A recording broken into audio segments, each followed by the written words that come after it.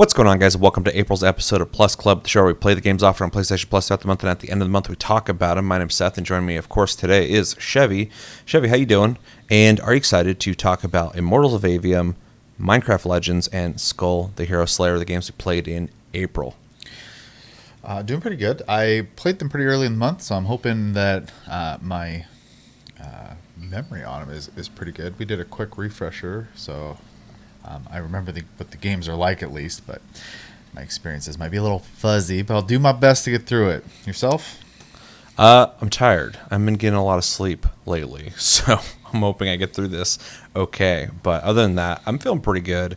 I am stoked to talk about these games. I have played them recently, so I'm feeling pretty fresh on my opinions on them, and I have a lot to say about them.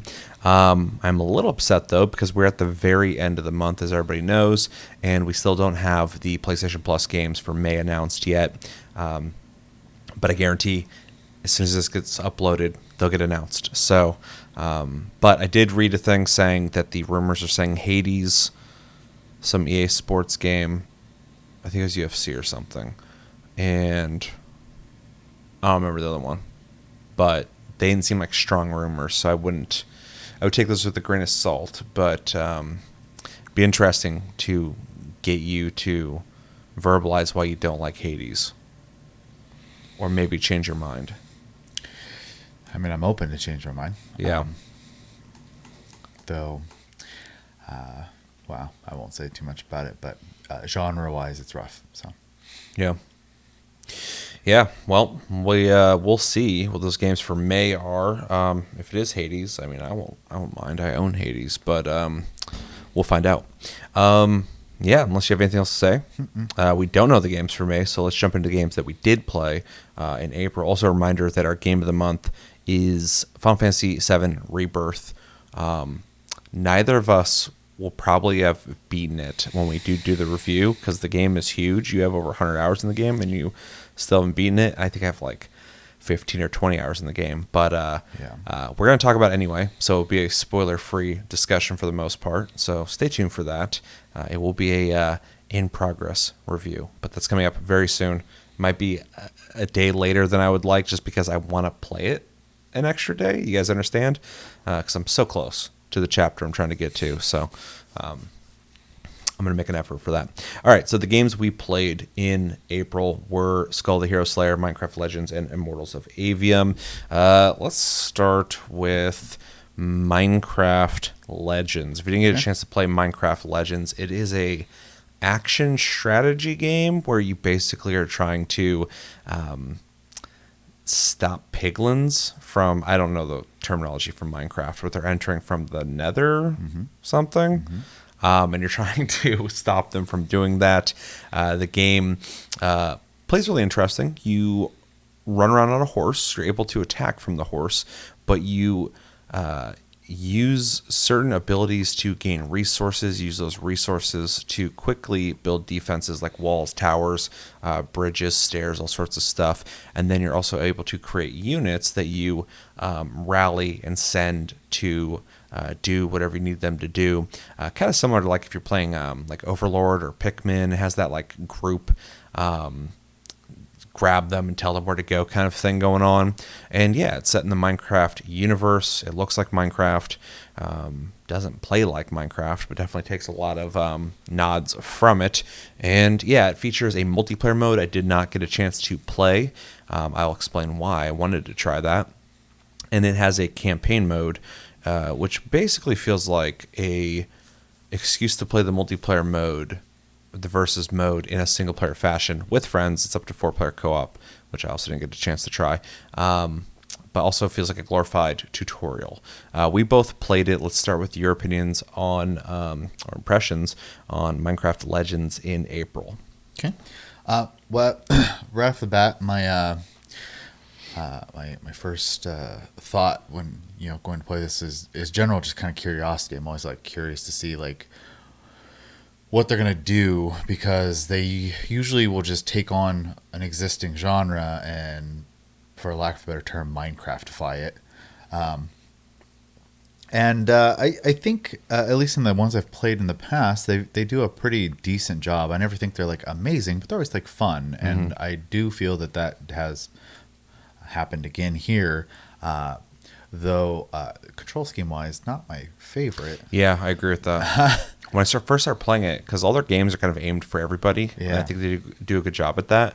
This game's also aimed for everybody, but the control scheme, when I first started playing through the tutorial, I'm like, this is kind of annoying, the way you got to go about things. Eventually it clicked and it made For sense, sure. and it was like muscle memory, but Excuse me. I feel like there's probably a better way you could have did the control scheme.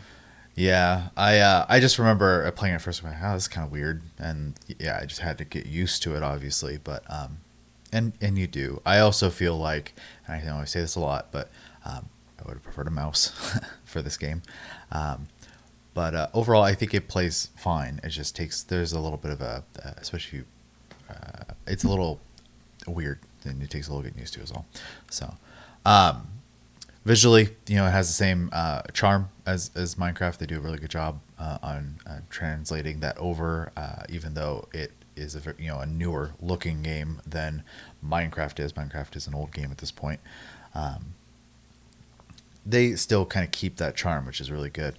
The building stuff was simple yet fun enough. I like that you can just kind of still have a level of like the creativity you would get from Minecraft in a more like defense structure, basically. I found myself building, walls around the towns in ways that I felt were more optimal, and like spacing out towers at certain you know amounts of distance. I'm losing my words. I apologize. And putting gates in spots that I thought would be convenient for me passing through, because as you play the game, there are a lot of towns to kind of go through. The actual like fighting and defending of the towns themselves is not super hard, which is fine because it's kind of annoying to fight from all fronts the way that's set up. But the actual invading of the piglins' territories was where a lot more of the challenge came, especially if you didn't have the tools. And I didn't, and I very stubbornly just went forward anyways without unlocking very many tools. So I cleared out, just for progress sake, 2 of the 3 generals completely before I decided I had my opinion of the game at that point. I probably had it before that, but I was just kind of like in a loop and just going at that point. And there were certain structures when I was attacking them that I would just kind of go in and brute force, lose my units, run back, and right outside of the netherrack, I would just build a little tiny little base right there, pump out a bunch more golems, and run back in with them. And I would just go back and forth and do that until I won, because Yeah, I did the same thing. you can't. So Yeah. Yeah, that's why and I'm pretty sure this is fact, but I feel like this game was made for the online versus component first and foremost, and they added the campaign to give that welcoming, this is for everyone kind of game, which I'm glad they did, but the campaign definitely feels like, it strategy-wise, it's easy.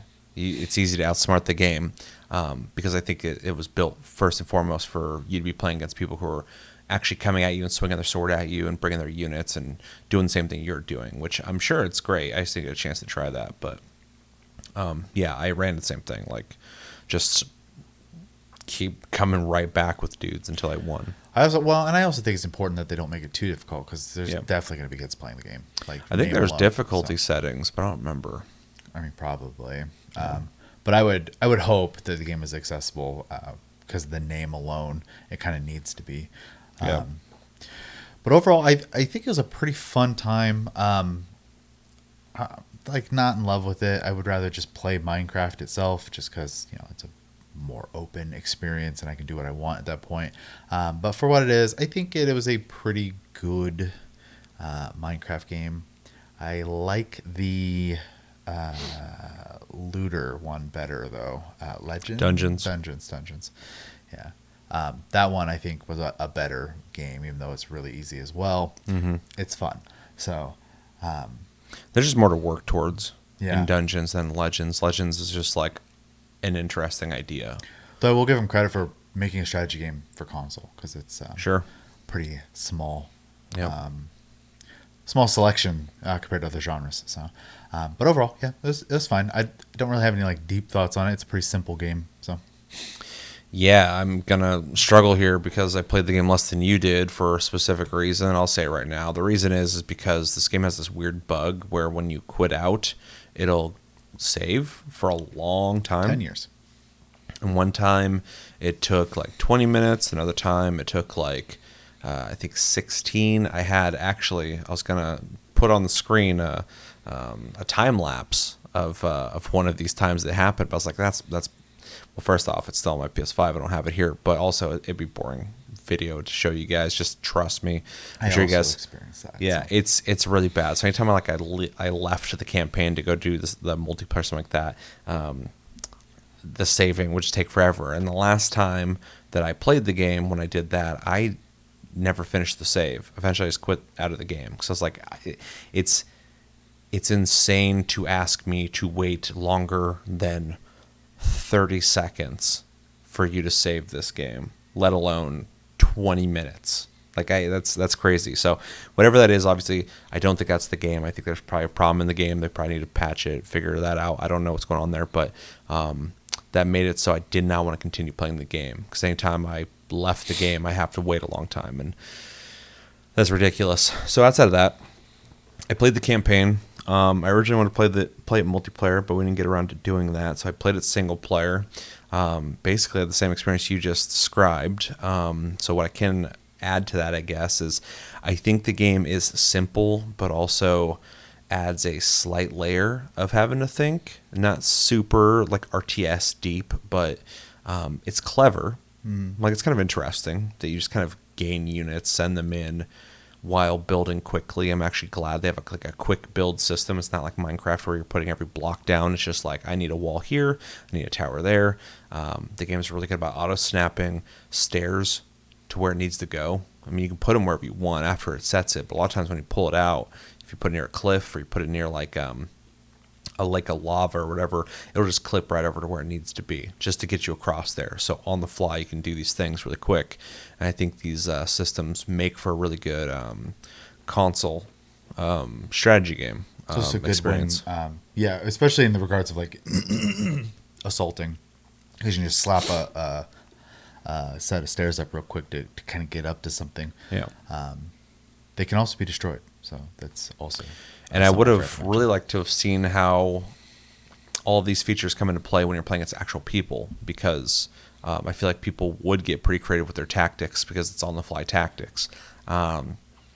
Also, building units on the fly, having to gain the resources to build the units that you want, the different uses for them. It's got a lot of things that make a lot of sense for a versus multiplayer game for sure.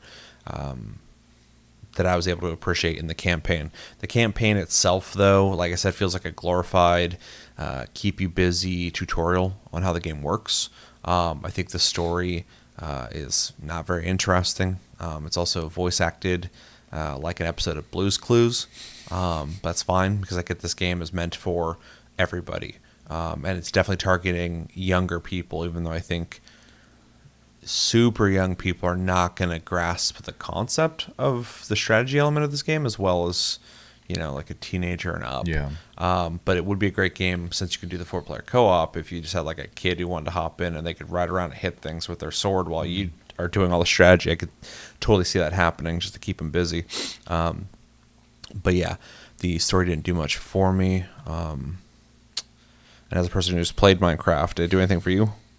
Well, I've played Minecraft too, but you've played it more recently. I mean, it's got it's got some stuff in there that's not even in Minecraft. Okay. So, mob-wise, I should say. I do think it was kind of clever that they use the outlays as a way to gather resources because that's what they do in Minecraft. So, not as good as they do in this game.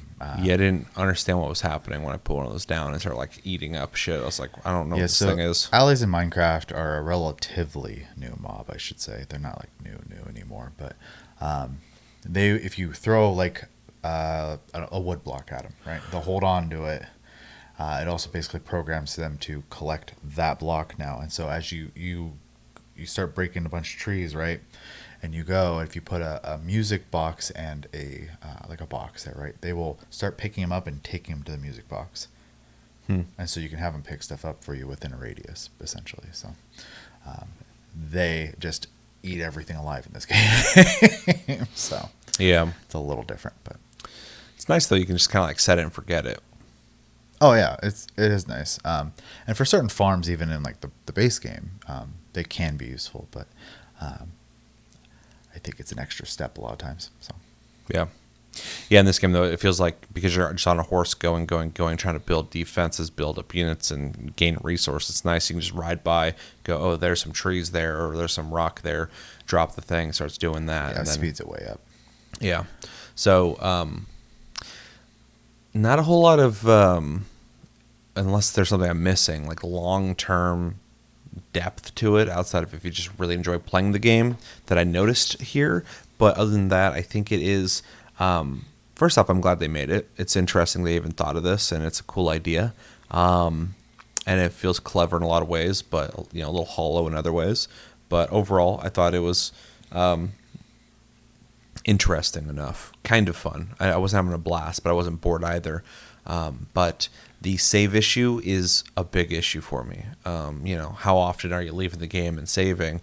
Not often, but when you do it, like imagine I got to go to work or something like that, and you are leaving and saving. I guess you just let it sit there and save or something, but like you don't know what's going on. It's just not a good situation for the game to have. So hopefully they can patch that soon, because like I said, waiting like 2 minutes would have been crazy, but waiting like 20 minutes and I timed it is insane. So.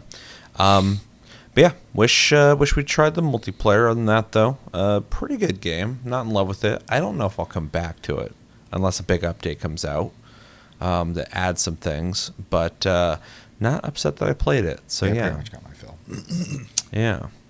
So and I'd like to see more Minecraft games. I like that they're even trying these out and they're creative with how they do it. So pretty cool. Anything else? Not really, no. Let's jump into recommendations. I mean, if you're a fan of Minecraft. Minecraft, it'd probably be worth looking at, even though like gameplay wise is not the same at all. Yeah. But similarly to things like your Roblox, your Fortnite, etc. Even I would even go as far as to say it's like League of Legends, how they have like a world based around an IP. If you're into Minecraft a lot in that regard. You should check it out if you're into strategy games, specifically ones that are on console, because that is Halo Wars. That is a pretty small genre for console, to my knowledge. I could be completely mistaken on that. Yeah, I literally, when you said earlier, like console strategy game, I was like Halo Wars 1 and 2. Yeah. And that, there's not a lot of them. Pikmin, I guess. Civ is technically on console. I just can't remember which Civ and how long ago at this point. But that was a long time ago. Yeah. Because like Civ 5 and 6, I don't think is on. I don't think so. Oh, no, wait. I think one of them's on Switch.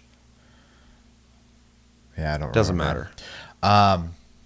You want co-op games that are family friendly, or just co-op in general, or versus games that are also relatively family friendly in that regard. Versus always has a level of competition, obviously, so you'll need a certain mindset for that. And that's pretty much what I got. I don't think I can add much to that. Okay. Yeah, I mean, if the idea of a Minecraft themed simple strategy game you can play with friends or your family sounds interesting, they made a game for you. On that though, that doesn't sound interesting to you at all, I would loosely say check it out anyway, because it's kind of interesting what they did here, and it is a little actiony in the way it plays. But I don't think this is gonna convert you over to playing games like this. Yeah. So this is that's why I think it's so interesting they made it, is like this is a very specific kind of game you made for a specific demographic. Unless kids just see Minecraft, like I want to play the Minecraft game. I don't know how that works. I don't have kids, but It's true. But with most people, I think they're gonna know they're gonna want to play this or not just by looking at it. So if you see it looks interesting, check it out. I think it's worth it. So Yeah. let's jump into grades then. Okay. You went first, right? I did. So I'm going to give this a very light C+. The reason I'm giving it the plus, because I do think it's passing, but I'm giving it the plus is because I think it's creative. I think it's a creative game. I think it's clever in a lot of ways. I could even see myself giving it like a B minus possibly, but I think the long-term content is shallow, and I think that save issue is a pretty big issue. Not game-breaking, it's just annoying. And so, yeah, I feel good with a C+. It's a little overpassing. But again, I'm not going to come back to this game. So, and I mean that nicely. I'm not saying that like this game sucks. It's just like there's not much to come back for me personally. So C+. Yeah. I was also thinking C+, for fairly similar reasons. I don't see myself come back to it. I do think it's like a 1 to 2 day game for me. I got my fill. I don't think I would Good. come back to it. Xbox. Oh God, what's their service? Game Pass. It's a good Game Pass game. Yeah, would be. When you're saying like 1 to 2 days. Yeah. I think the problem is, if I want to play a strategy game, there's just so many options available outside of this game that are going to be more fulfilling. Yep. And so like that's kind of the hard part. And then even as a Minecraft game, there are other Minecraft games that I would find more fulfilling. That's a good So- yeah, that's a good point. Is like if you're on console, you don't have a lot of choices in general. So this might seem a little more appealing, but over on PC, the strategy realm is huge, and Ginormous, this isn't even in like the top 50. So, yeah, it's not bad. It's not the right choice to make if you're looking for a game like it. Yeah.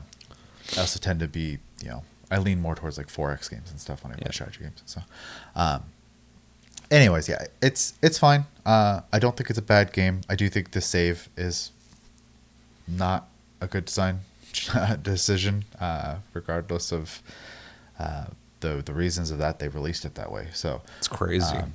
it's kind of weird. And then, yeah, I just I don't think it's very deep, which is not every game has to be, but it's lacking all the stuff that would make me not think about that too. So it's fine. Yeah, so C+, and a C+, 2 C+. Let us know in the comments what you guys think of Minecraft Legends. Did you like it? Did you not like it? Did you even play it? If you didn't play it, why didn't you play it? And if you did play it, what did you like about it? Is there some features that you really like about it? Maybe some features you're not a big fan of. And did you play the online multiplayer where you go against people? What did you think of that? What's the better thing to play, the campaign or the versus component? Let us know everything you're thinking of in the comments below when it comes to Minecraft Legends. Next game we played in April was Skul the Hero Slayer. If you didn't get a chance to play Skul the Hero Slayer, it is a 2D side-scrolling roguelite where you play as a dude named Skul, who's basically trying to fight the good guys. You're part of the bad guys. I forgot what it's called, like Demon Kingdom or something like that. And it's been attacked by the good guys, and you're basically trying to save your Demon Kingdom from the good guys. So kind of an interesting take. It's a roguelite, so you go in runs. When you die, you go back to the beginning. This game features a system where every time you clear a stage, you get to make a decision on what door you enter, which will randomly generate the next part of your run. So you never know what you're getting into on each run. You also run into different, I think they're called quintessences, which are skills. There's weapons you find. There's different heads because this game has a system when you start out, like Decap Attack, back for the Sega Genesis, if you ever played that, where you can throw your head. If you're old enough. Yeah, where you can throw your head at people. As soon as I play, I'm like, this is Decap Attack. That's crazy. And teleport to where the head went. But if you find other heads, you can transform into other, classes with different abilities. And then some of those classes can be switched back and forth between your default one or another class if you find it. But some of them you can't switch from. You're just like hard locked into them. I think it's because they're probably more powerful or something. Yeah, and as you run or go on your runs, you find different weapons, different upgrades, different things that will change your stats constantly. pretty typical in roguelites. And then, of course, there are bosses at the end of every, I think it's 3 sections of a stage. And yeah, I think that's about it. Oh, also, as you progress further and further and meet new people on your campaign, people start showing up at your beginning hub where you can get more and more things to help you on your runs.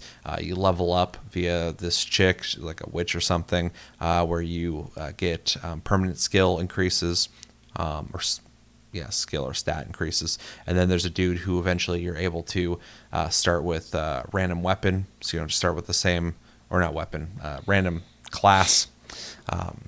So it's, different every run. And then I unlocked a third one. I forgot what they offer. But yeah, anyway, we both played it. And I guess I'll start with my thoughts on this. So this game was really weird for me throughout the month because when I first played it, it kind of has a steep difficulty curve right in the beginning because you don't start with much. You don't have any stats. You don't have anything really at all, but the game just throws enemies at you. So you don't get very far unless you're just like taking your time and strategizing each fight, but I definitely wasn't doing that. I was like, okay, I'm going to grind until I get points and then I'll get stronger. But early on, I was like, this game's kind of shallow. In fact, I said on a prior episode, maybe it was Tastecast, this game kind of feels like a free-to-play Nexon game, kind of like a South Korean game. It is actually from South Korea, so it kind of made sense. In fact, there was a cutscene I watched when I played recently where I think they spoke in Korean, which I was like, if I was paying attention, that would have been a dead giveaway. But anyway, it kind of felt like that. But I was like, there's got to be more to this game. I play a lot of roguelites. I like the genre. I was like, there's got to be more to this. So I kept playing. I'd run into a couple new heads that would transform me into some things, but none of them were fun. I was like, these aren't really doing it for me. But I kept playing, got stronger as I kept playing. And then I got further, and I started running into a lot more random variants, a lot more random events, random characters you run into. Started unlocking more permanent stuff, started finding new weapons I hadn't seen before, started finding some classes, I don't know what the hell they're called, that were more interesting for me, specifically the ones that are more agile, where there's like a ninja one where you can like teleport to people and hit them, which is pretty cool. And slowly but surely, the combat and the game experience start getting more interesting. I ended up getting to the first boss, which is a tree dude. I guess that's a spoiler. And he kicked my ass, and I just kept playing, eventually beat him. And then I got to the second area, and overall I got to the second boss, which is a pair. Well, you'll see in the video. And I got killed there, and that's where I ended up stopping for the month. But I probably will go back and play it. But yeah, there's actually a really good variety of stuff in this game. You wouldn't know that from right in the beginning of the game. Of course, any game you should be playing it more and more so you can see what it offers. But this game is really kind of deceptive in the first like hour or two of it, unless you're just really good and you went right through it with like nothing. But if you're playing it for a little bit and just trying to unlock stuff to really kind of see what it has to offer, you start seeing that it actually has quite a bit. With the permanent skill tree, with the different classes and different types of modifiers you can pick up that'll change your stats, stuff like that, where it starts getting really kind of interesting. And what I originally thought was kind of lame, which was the crazy amounts of enemies on screen at once. It almost felt like I was playing like a 2D MMO like Maple Story for a little bit there. There'd just be a bunch of dudes on the screen. I'm hitting them. They got health bars. And I'm just like whittling away because I'm weak as shit. I'm like, there's too many enemies doing too much damage to me for me to be sitting here whittling away at their health bars. But as you get stronger and you start getting better stuff to start your runs with, you start getting kind of more creative on how you kill these dudes. You're killing them faster. You're doing cooler moves. You get crazy. Probably one of my favorite things about this game is some of the moves you get and some of the abilities you get seem really powerful, more than you would get in like a normal roguelite, where it's just like, oh, I have acid arrows now, or oh, I have a ball and chain or a shield or something like that. There was a spell I have in the footage you're watching where I could just summon this dude in the air and he would just come out and he would shoot this beam and just kill dudes or whatever. and it took a while to get them to recharge. But I was like, that's kind of crazy, and especially during like a boss fight, you'd see like the health just fly off them. So the game eventually makes you feel really powerful if you have a good run going, and that is where the addiction really starts coming in when it comes to these roguelites, is when you get that good run, you don't want it to end. Inevitably it will, but unless you eventually beat the game. But I wasn't getting that at first of this game. It took a while for it to finally happen, and then it started happening, and I started actually getting really into making different builds, looking for specific classes on my runs to pick up, because I know that if I get this thing later, it'll really mesh well with this. I get my crit up, I'll be killing dudes really fast. Yeah, so overall, I enjoyed the game. I don't know if this is on PC. If I was going to play it more, I would probably play it on PC. If it's not, I would just pick it right back up on PS5. But it's just been interesting to see kind of my transformation on how I view this game. Because originally I was like, I can't wait to not be playing this game anymore. Like I'm just not into it. To now, like, as a roguelite, yeah, I could keep playing this. Which is definitely what I want from the games we get on PlayStation Plus, even though I don't need more games to play. But this is kind of an easy throwaway game. You just do a couple of runs, quit, come back later, do a couple of runs, you get a little bit of progression. It has some interesting systems where, like, when you kill people or get certain items and you destroy them, you get bones. There's certain people on your run that'll accept bones for certain perks. I think they upgrade your class or something like that.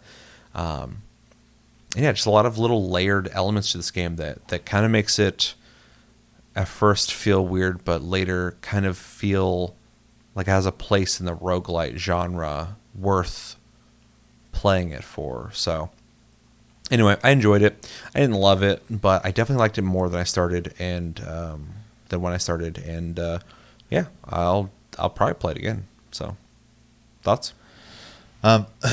So, firstly, it started off very cinematic, which I thought was fun, especially the going through and trying to participate in the slaughter, essentially, that was happening, and then eventually getting to a point where you're just the one.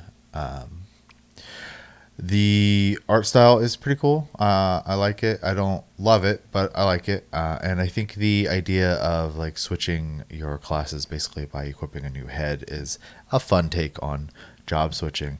That being one thing I liked about it more than I originally did, because at first I'm like, okay, that makes sense. He's hot brown class or whatever, but like a lot of them felt like shit. But eventually I realized you could have two different ones equipped. And when you switch, a lot of times there's an ability they'll do. Like when you have the ninja on standby and you switch to the ninja, you'll like jump backwards and do an attack. Right. So if you have the right combo, you can actually incorporate switching your classes into your combat, and that added a layer that made me appreciate it more than how I originally looked at it. So yeah.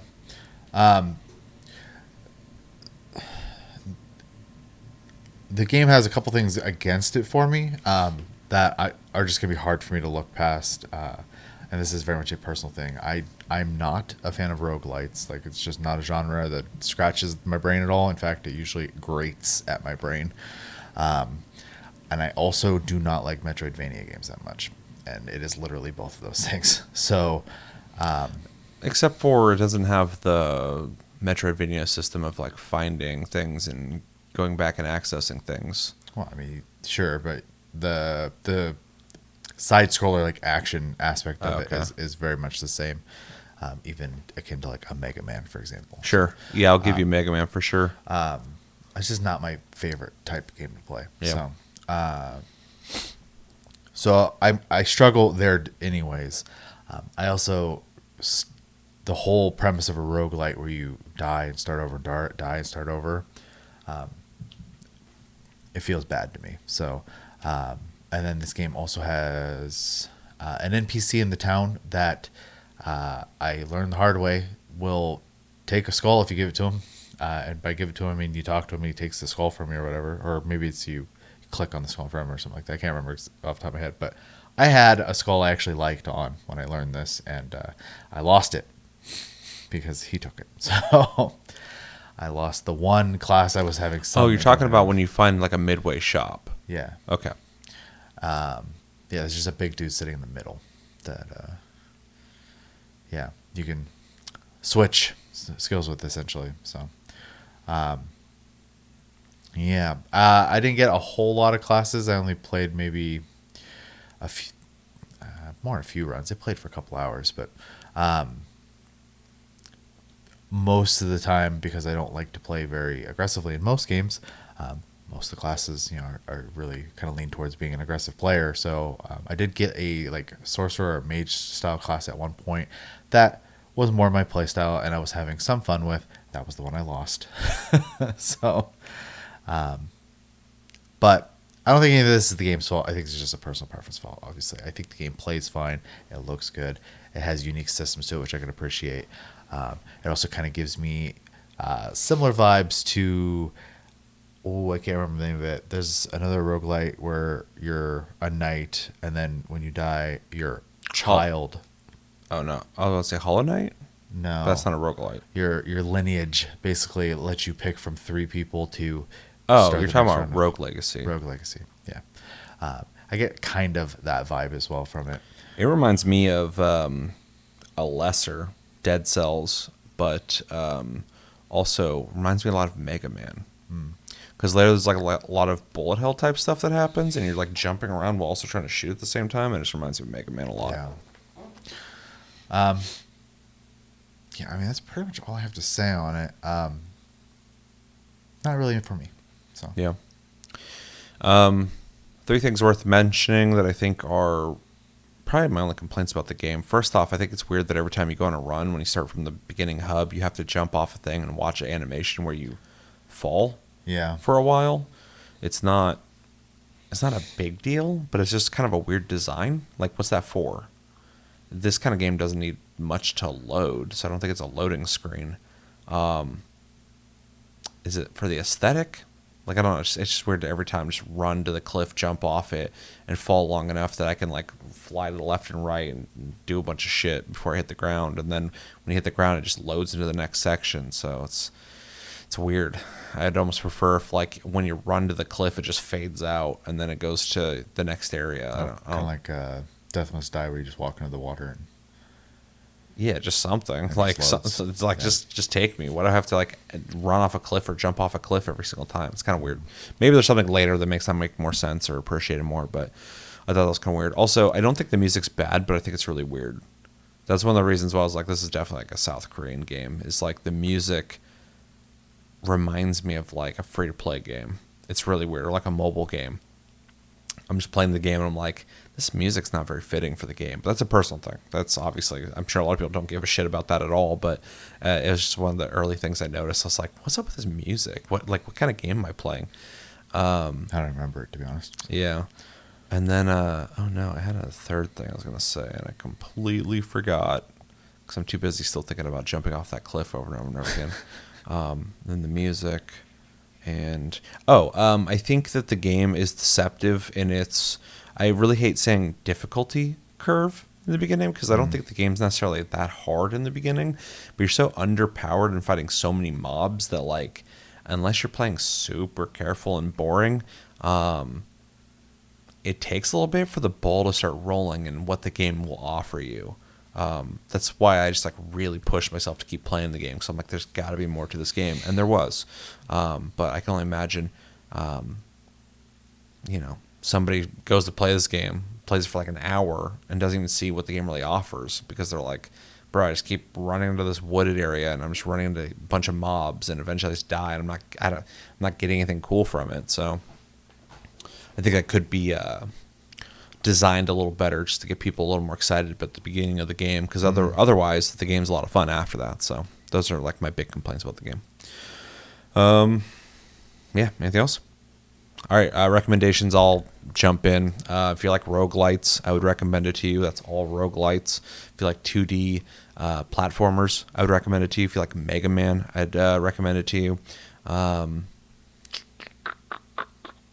If feel like games where you get to do builds, and I mean that as vague as possible, because like even if you like deep RPGs where you're like making builds, you're not gonna have a permanent one here, but you get to tinker. It's one of my favorite things about roguelites is like if it's got a good system with a lot of random things you can get, every run you get to play around with builds and get familiarity and start like working towards things. And sometimes you get like a really good one on that run, and sometimes you get shit. It's roll the dice, but until you start getting more permanent things that can allow you to be a little more hands-on with that. But if you just like tinkering around with builds, you're not a person who's like, I'm gonna go just look up how to be good, but you're actually into the idea of crafting a build.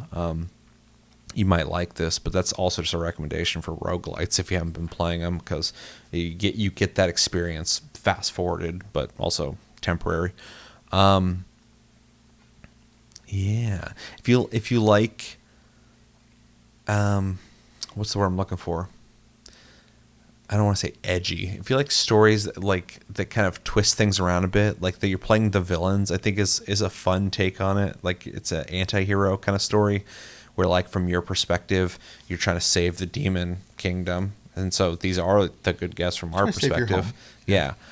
From invaders, but it's by the more classical good guys. A bunch of knights and stuff are coming in and just slaughtering everybody. So I think that's kind of a fun take. It's not revolutionary, but it's fun. So if you're somebody who kind of appreciates people, taking like Alice in Wonderland and making a game that's all dark and shit, just getting creative with stories that people, are used to and doing fun things with it, you might like this. What's that game called? McGee? Yeah. Mickey's Alice or whatever. Something like that, yeah. American McGee. Yeah. They made another one later that I guess people didn't like. Madness Returns or something like that. But, yeah. I only use that as an example because it's like, they took something that people know and turned it into something else. So, yeah. You got anything? Mm-mm. All right, fair enough. You want to grade it?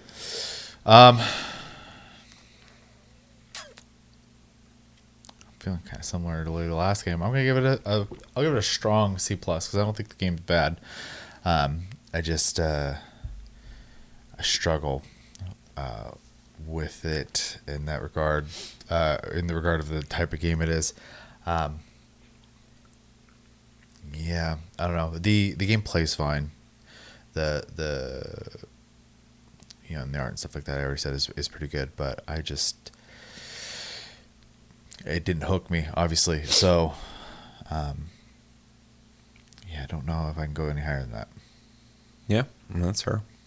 I'm going to go with a strong B minus. I want to give it a B, but I didn't love the game. I was just kind of enjoying it, playing it for the channel. I'll go back and play it at some point because I did enjoy playing it, but I wasn't as hooked to it as other roguelites. And I also think it's a little sloppy in some ways. Like in the combat, some of the classes feel kind of meh. The beginning where you jump off a cliff over and over again, it's kind of weird. Just a bunch of small things that makes it not as amazing as Dead Cells or other games like Hades or whatever. But it's still pretty good. It's still pretty confident, and it's definitely getting a higher grade than originally I wanted to give it. So yeah, B minus. Maybe that'll go up if I keep playing the game, but as of right now, I'm feeling B minus. So that's what I'll give it. Anything else? Nope. All right, let us know in the comments. What did you guys think of Skul the Hero Slayer? Did you like it? Did you not like it? If you did like it, what things did you like about it? What are some features of the game that maybe we didn't talk about that you want to talk about, or favorite features in general? What classes did you like playing?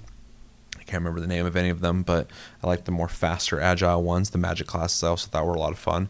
There's also a knight class with a shield that you could summon an archer behind you who would shoot like a machine gun, which is really nice because you got some distance while you're fighting people up close. And yeah, let me know everything you think about in the comments below when it comes to Skul the Hero Slayer. Last game we played in April was Immortals of Aveum. If you didn't get a chance to play Immortals of Aveum, it is a first-person shooter where you use magic instead of guns. Similarly set up like some of the recent Doom games where you kind of go into arenas and fight a bunch of dudes using different abilities when they're needed, like a shield, or you have spells that can shoot long range. You got a machine gun spell, you got a shotgun spell. The story has to do with basically a chosen one style story of a dude who joins a like army of battle mages to fight some people. There are two factions. Okay, Fighting at war. You are on the losing side. Also, the planet is like eroding away, which is an issue. You live in a town that's literally floating above a giant endless chasm. So, and there are more of them as you go. So you start realizing this isn't just an isolated issue, but it's a more a larger issue that's affecting everybody. So, yeah. And your town gets destroyed right in the beginning of the game, and your guy just forgets about that pretty quickly. your neighborhood, yeah. Yeah. A house gets destroyed with some people in it, and then like 5 seconds later, you're cracking jokes. I'm like, what the hell happened there? Yeah. So anyway, it is a first-person shooter with magic. It features gear, so you get to upgrade your weapons, find different versions and variants of your weapons and gear with different stats. You can upgrade those gear or that gear. There is a skill tree that incentivizes you to upgrade all parts of it, because certain things you can only unlock in parts of your skill tree if you've upgraded in other parts of your skill tree. So that's, in my opinion, good design, but we'll talk about it. And then there's something else when it comes to progression that I can't remember. Gear, skills. I'm just thinking of passives you get from the different weapons that you get. And then, the world is full of secrets. There's puzzles all over the place you can do with your magic. Different, similar to a Metroidvania, different areas you can go back to later once you get certain items to access them. And the game is very cinematic. The first 2 chapters of the game, most of it's not playable. Some of it you can run. It's very cinematic, very AAA looking. I don't know if it was a AAA game. I think this is an EA game, but I think it's like their indie division, so it's technically still AAA. Am I missing anything? I mean, that's pretty much the basics of the game anyways. We both played it. I think you start this time. So I went into this game completely blind. I'm sure I'd seen something on in the past and completely forgotten about it. What's new? So playing it was overall, I think, a pleasant surprise, because I didn't really have any conception or preconceived ideas going into it. Words are failing me today, apparently. But the game, like you said, is a good looking game. I'm not a huge fan of playing first-person shooters on a controller. It's not the game's fault. It's a personal preference, so I struggled with that part. Having played this on PC before I played it on PS5, the whole time I was on PS5, and I got used to it. I started getting a little better at shooting, although in my footage you're going to see a part where there's these floating orbs you have to shoot to get XP from them. I'm just missing it nonstop, and I'm like, holy shit, this is crazy. Because on a mouse and keyboard, it'd be over. But, the whole time I was playing it, I was like, oh my God, dude, I want to be playing this on PC. Yeah. I mean, I didn't hate it. I think it plays just fine. I'm just, it's a skill issue for me. The button layout's great. The game felt like it was made for a controller in that regard, but the aiming part I fucking hated. So, the game is very cinematic, like you said as well, which I love. I love cinematic games. So that was fun for me. I do think the writing is a little inconsistent, Marvel-y. I will say. It's Marvel-like. But I do think the story as a whole was actually interesting, the little bit I did see. You took from more than I did. So I kind of like the idea that, they live in a world where magic exists, and, obviously with that, wars become different. The only thing I don't like, and this is not particular to this game, this is just a problem with every first-person shooter I've played where your ammo is magic, is they're just glowing lights coming out of you. I hate that. It's so boring. Make spells. Well, the green, for example, is just a bunch of green balls coming out, or the I can't remember which one is more of the sniper rifle, and which one's more of the shotgun, not shotgun, or the more close range one or whatever. But they're all just bullets.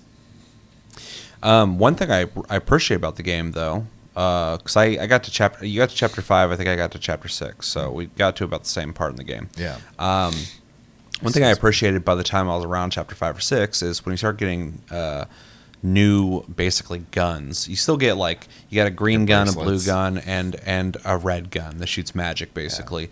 But the cool thing is when you find other variants of that same thing, at first I'm like, is it just going to change the stats? It'll actually change the way the gun shoots, too. It does. And I'm using the word gun here, obviously, on purpose, but your magic. But the green magic is a machine gun, basically, like an SMG when it first starts out. But then I got a variant later where it turned from green things shooting out to green orbs that move slightly slower, but they homed in on things if you shoot in the general direction. So they do change in appearance as you get new gear. Yeah, my sniper one turned into a spear I create and throw. Oh, interesting. So yeah, I had the original one you get, which is just basically like a sniper rifle. Yeah. But then later I got a bracelet I was using that turned it into like a semi-auto, like carbine style, like rifle. Yeah, and it's fine. I just, like, when I hear magic, I don't think glowing lights. I think like fireballs, lightning, water, ice, etc. So it's fine. It's just not what I like personally when it comes to the word magic or whatever. It's just funny because I look at it, I'm like, it's cool and clever. I'm using that word a lot in this episode. That they went with magic as opposed to just guns. Yeah. Because it's different and fresh feeling. But they didn't go far enough with it. Like, they could have went a little further and made it, like, a little crazier in terms of the magic aspect. Yeah, but it does have a good, like, for lack of a better term, rock, paper, scissors style system. Like, you have a shield that you can bring up with one hand, which is super handy, especially to close ground. It's nice, too, because you can shoot while you have it out. Yeah. It's also see-through, so you can see with it blocking you. There's a variance of firing types depending on what bracelet you have equipped per element. They're all upgradable and changeable, which is nice as well. So there's a lot of customization there. Skill trees early game are going to have more of an effect on you than later because obviously eventually you're just going to have everything. Yeah, kind of an illusion of choice type thing. I'm mostly focused on green. It was like the most useful. I probably used it 90% of the time. Same. So I almost never, less than 1% of the time, would you use the red magic. The red one was probably the most useful. I hopped between green, and maybe later there's going to be a bracelet that will make it into something I really want to use. Right. But I would always, by default, have my green, and then if someone's at a distance, I switch over to blue, which is convenient because when you hit triangle, it just loops. So it goes from blue, red, green. And so I'd always have it on green, and I'm just unloading, and then I hit triangle once, and I go to blue, and then I hit triangle twice, and just go back to green. So I kind of got into a rhythm of, distance, close range, distance, close range. Let's see.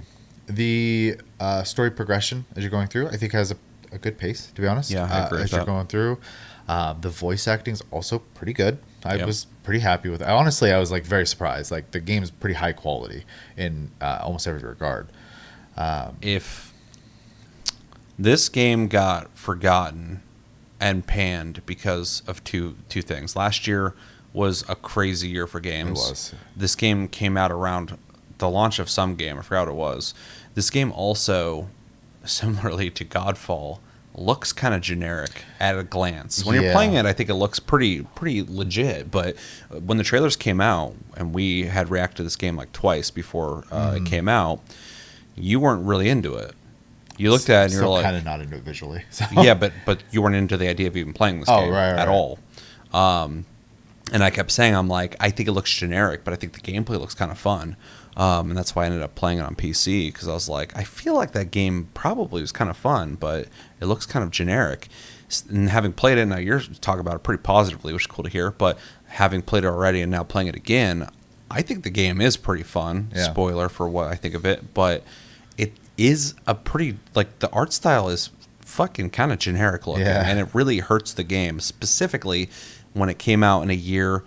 And the name's Immortals of Aveum. It's also such a generic name for a game. And you play the game, that makes sense, what an Immortal is, what Avium is. But to the average consumer, you're like, Immortals of Aveum? What is that? And you look at it, it's like shiny metal with magic. I got bigger games to play. I'm not going to play this right now.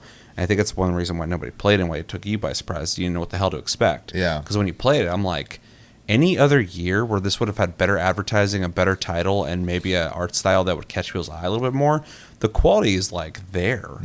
Like, there, I'm playing and I'm like, I don't even play a lot of first-person shooters at the highest quality that really have this kind of work put into it any more than this game does. Of course, there's some out there that are like, higher quality and do something crazier, but a lot of them don't. Yeah. So I'm just like, this is about as AAA as games like this get typically, and it's got a shitload of content. Yeah, well, that was the next thing I was going to bring up too. Is there is a few other things I think it has going for it. Exploration, feels pretty rewarding. There's always something to find.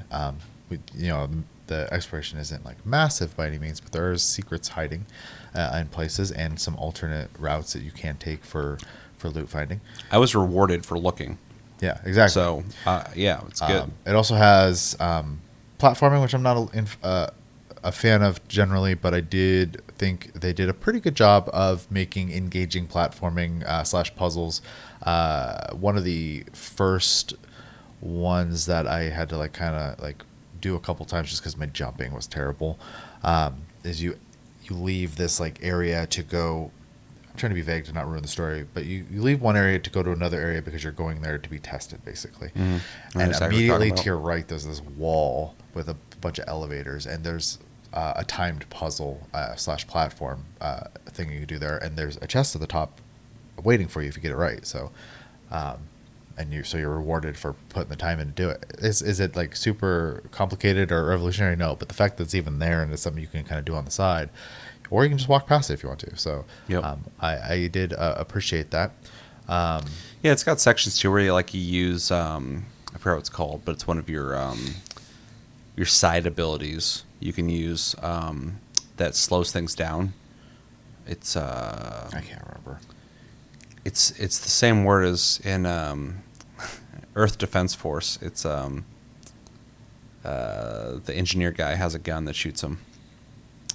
Oh God, I can't remember the name. It's a specific word. Limpet? Oh, limpet. Yeah. Yeah. Okay. So anyway, the limpet gun. Okay. So limpet gun from Earth Defense Force. You have a thing in this called I think it's called a limpet, but you can shoot it at things and it slows them down, which is really nice. You can upgrade it right. At enemies, but there's platform puzzles where you can slow down things that are rotating really quickly and shit too. So it's not just platforming in the sense of I got to jump from this to that, but there's things you got to do on the fly and think about a little more than I was expecting too. So it's much more engaging than I would expect. So and then there's also puzzles too. There's you'll probably see in this footage, but there's these cages that you have to shoot something pretty far away to open, and then they shut pretty quickly. So what you got to do is preemptively shoot a limpet at it as it's traveling, shoot the thing, it opens, and then you slow down it shutting so you can run over there and get in there. I had to sit and think about it. Yeah. But when I got in there, if there would be a a new piece of gear in there or something, and I'm like, that was kind of cool. There's also little puzzle dungeons that you get to. They're little portals you go into, and the two that I remember doing, at least off the top of my head, one of them was combat focused, one was platform focused. So they're not all the same as well. Variety. And there is reward obviously at the end, and they're also optional. So it's just more stuff you can do. So honestly, first impressions of the game, because I like you said, I only got 5 chapters into it. I don't know how many chapters are in it, but it felt like I was finally being let loose into the game at that point. It was way more fun than I was expecting it to be. So yeah, pretty much my general first impression of the game. The first 4 chapters of the game are mostly cinematics Very and linear heavy stuff. Yeah, which so I'm fine with, but that's probably gonna be rough. Yeah, but the better elements of the actual gameplay open up later in the game. So it's kind of deceptive, like Skul. You got to play it further to really understand what you're getting into, especially if you're going into this game, not really knowing what the hell the game was in the first place, because a lot of people don't. A lot of people weren't excited for this game at all, and I think a lot of people just didn't play it. Yeah. So hopefully people had a chance to actually try it on PlayStation Plus. But yeah, it does start to open up, and you start to kind of appreciate. There's like areas, like I said before, that you can't do certain things in certain areas. There's like purple stuff you can't do anything with yet. And I was like, oh, am I going to be able to come back here? And later you get fast travel. You can go back to locations you were before, and there's puzzles that you couldn't have done then. So there's a reason to go back, kind of like God of War or, other games that do similar stuff like that. Yeah. So playing the game, I could just tell that even though the game does look generic, the team was like trying to make a fun game first and foremost, and then they just gave it like a cool, flashy, cinematic, way more cinematic than I thought it'd be story. Like, but you could tell the team was trying to make like a legit fun game. So Yeah, definitely. so anyway, I have played this game, but barely on PC. And I liked it then. This is a game that when we were reacting to it, I was interested in for the gameplay only. I thought the game looked ridiculous. And it does look better when you actually play the game. The world feels fitting, and The world is cool. Yeah, I think the armor sucks. Yeah, the armor looks fucking stupid, but I think the world's interesting looking. And the lore's interesting. I do like that, when you're walking around the beginning of the game, there's people just using magic for mundane tasks, like moving boxes and stuff. And it's like super cinematic. There's people all over the place doing stuff. Like, it's not like a game where you're just like a character getting like radio calls by people constantly. It's like there's actually cinematics and set pieces happening and stuff. So they put some work into it. But yeah, having some interest in it and actually playing it, I'm glad to say that the gameplay is actually fun. I equated to Godfall earlier because Godfall has a terrible campaign. Every time people tell me that game sucks, I'm like, you're right about the campaign. That campaign sucks. But the end game part of Godfall was a lot of fun. But that game, it's called Godfall, the most generic name ever, and it looked generic as shit too. This game suffers from the same thing. But once you get past that, you get a game that has a really good variety in things to do for a first-person shooter, basically. Try something different with a magic element to it. I jokingly called this early on, like, the closest thing we're going to get to Hexen in the modern day. It's obviously nothing close to Hexen, but Hexen, for all the young people who might have found our channel for some reason, was a very old school Wolfenstein style first person shooter, but you played as like a wizard. Yeah. So you used magic as a gun. And so I always appreciate when people think outside the box in terms of how you can change up a first-person shooter, not just have a gun where you just shoot shit. Because I'm not opposed to that. I love first-person shooters, but it's just fun to do something different, and I think they did with this game. So that's cool. Yeah. So the combat's a lot of fun. Definitely engaging. Would be so much better with a mouse and keyboard, and it is. I've experienced it. But again, I have to emphasize, I think the controller layout's actually really good. Yeah, it's good. I prefer it over the mouse and keyboard, but the aiming is better with the mouse, obviously. So what are you going to do?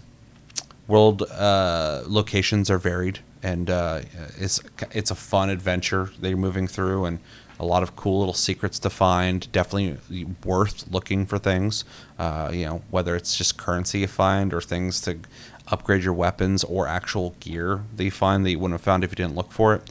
I really appreciate that. Also, some of the off the beaten path puzzles you find are kind of fun to figure out. So, which is a lot coming from me because I fucking hate puzzles in games typically. But a lot of these are like time manipulation puzzles as opposed to like, where's this statue hand need to be in this light and this time or whatever, like something stupid like in an Uncharted game. They're not like they're super difficult either, so you're not like pulling your hair out or anything. It's just like it's like a timing thing. You kind of look at it, you play around with it a little bit, like, okay, I get it, and then you go. So yeah, it doesn't feel like it's keeping you there for too long, but it's just enough to go like, okay, I had to think about that a little bit. That was fun, and it's always rewarding. There's always something there.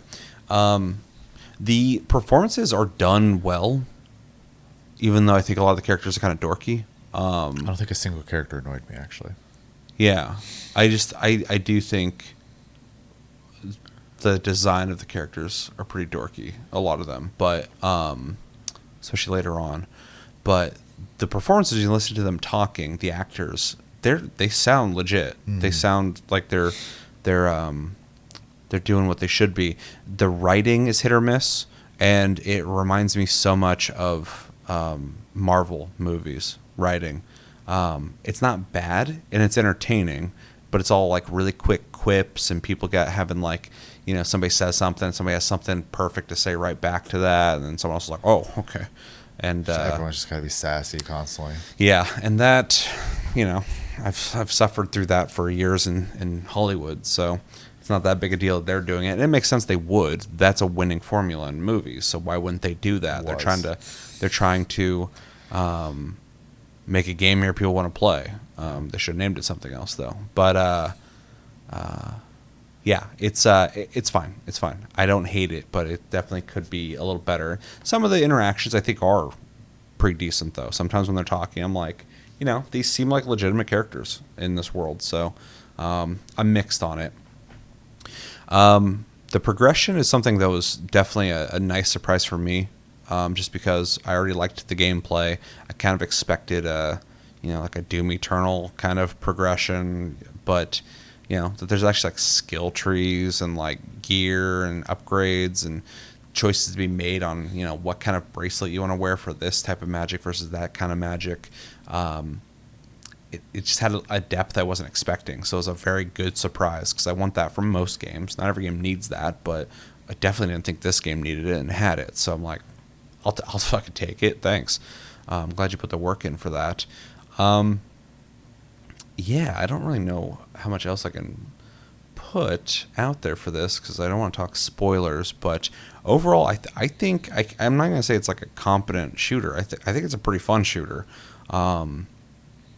I don't know I already have it on PlayStation. I should just beat it on there. I do want to play through it, so that's pretty good. I was thinking if I wanted to pick it up on PC though to play through it or not, or if I want to, because I played the demo when I said I played on PC. It's a pretty big demo and you keep your progress, so that's cool. But now I'm further on PS5, so I maybe should just continue on there and beat it. Because I already have it there. I don't got to buy it. So, but I am thinking about that. I do want to play it. I do kind of want to beat it. I'm enjoying the gameplay. I'm enjoying the progression. And the story's not boring, even though I didn't pick up a lot from it as opposed to you actually know what's going on in the world.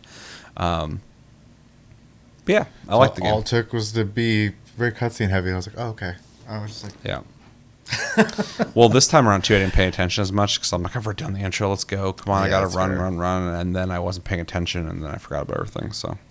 yeah, I mean, I probably missed some details, but I mean, I have goldfish memory, so it's kind of hard sometimes. I do like to being as vague as possible because I don't want to spoil anything about the story. But I do like that there's like a time jump early on where time has progressed, so the character looks different, grows up. Yeah, it's kind of cool because in the beginning of the game he comes off very adolescent. And it's for a reason, like because he gets older, so. Damn urchin. Yeah. Although, I do think it's funny, every time I play this game, I think of when this game was being shown off at the Game Awards. The actor who plays this dude, the main character, came out to present the game, and I remember saying when we were watching, I'm like, that guy's acting like he's fucking embarrassed to be here. You could tell like that guy's probably like he's trying to be like an actor, not like a video game actor. And he was acting kind of weird, like, oh, I don't play video games or whatever. But he still, like, he did his job. He came in and acted, so... That's a weird... if that was the case, obviously, that's so weird because there's so many people who, like, are actors who get into video game stuff. Like, this is great. Oh, God, what's his name? Guy who played Asterion. Oh, yeah. Neil... I can't remember his Neil name something. right. Yeah. He actually found... I think Troy Baker also had a similar experience, but he was already an actor. And then he just wasn't going anywhere with it, really. He kept getting, like, these small roles or whatever. And he said in an interview at one point, he's like, I can't change this, even though a bunch of people think that dude's hot. But, like, he's like, I can't change my face, but I can act. And so he found doing voice work in games, and now he's had a resurgence in wanting to act, basically. He said at one point he was, like... giving up, yeah. Well, he said he was, like, broke. He was like, it's like, I have to do something else. And so that's kind of cool. And then Troy Baker, I think early on, was trying to be like an actor. And then he got pretty early on, just like Nolan North, into voice work and realized the potential there. And that's why they're kind of, legendary in the field at this point. So, yeah, the opposite of this guy, even though if I see him in more games, maybe he'll have the same trajectory. But Yeah. I don't know much about him. I think there's something a little freeing, and I think this can be a weird comparison, but I think it's a big attraction to like VTubing as well, right? You get to just like be a character.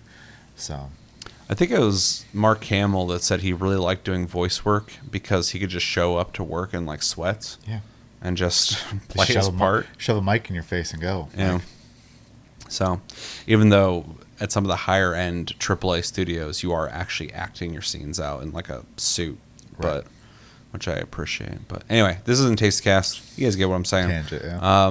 Fun game. I liked it. True.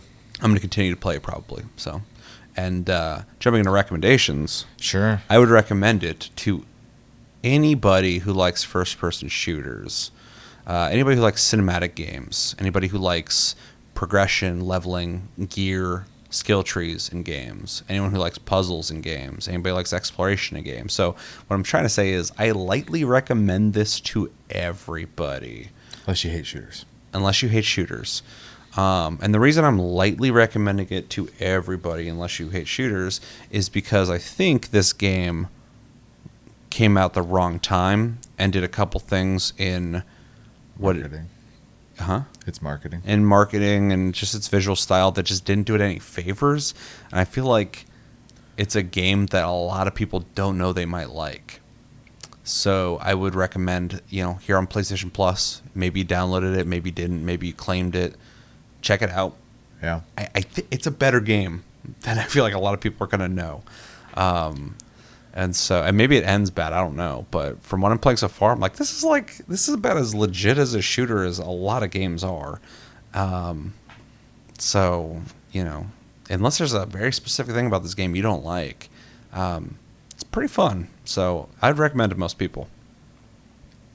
Yeah. The only thing I can really kind of add, and I don't even know if it's a good term for it, but it's kind of like if you're into the idea of like sci-fi magic, is the only thing I could think of. Final Fantasy. Yeah, not really. They use like proper fantasy magic, but the idea of like magic being just energy, like visually and everything. Like that's basically how this game's magic system is. It's there's other types of magic like telepathy and stuff like that, like in the world and stuff. But as your character is concerned, you shoot balls of light, so in different shapes and speeds. So if that's a style you like, I would say check it out because it's like it has a lot of variety in that category, but it's not like fantasy magic. I would say like high fantasy. I should specify. So Yeah. I got one hard recommendation for people who complain constantly that they're not making single-player first-person shooters. Oh, true. You should play this. Yeah. Because anytime a COD comes out or a Battlefield and doesn't have a campaign or a shitty campaign, and people are like, "Where's this?" Or people praise Doom for actually just being a single-player game, Yeah. and wondering where they're at. Someone made one, and a Yeah. lot of people didn't play it. So I saw it on sale for like $30 like 2 months after it came out. So they definitely want people to pick it up. And so if you're one of those people who's looking for that cinematic story, progression, first-person shooter, here it is. So I recommend it to you the most. Yeah. Yep. Anything else? No. All right, let's grade it. I think I'm going first, right? Yep. Do you have a grade? I do. I'll let you go first because I'm teeter-tottering. I'm going to give it a solid B, and I do think that could be higher, but I'm at the beginning of the game. So I have to be a little fair. The writing is iffy. The visual style is not my favorite, but it is fun. And I do think that trumps my complaints. Wish I had co-op. But yeah, overall, I'm enjoying it. I do think there's room for it to improve, and it very well could improve. I'm not far enough in the game to like have a hard opinion. So where I'm at, I'm gonna give it a B.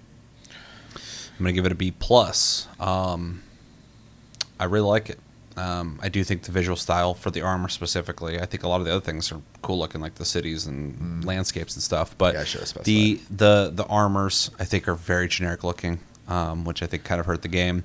But I think that's about the end of where I complain about the visuals because the game is good looking. Yeah. It's a good looking game. It's flashy.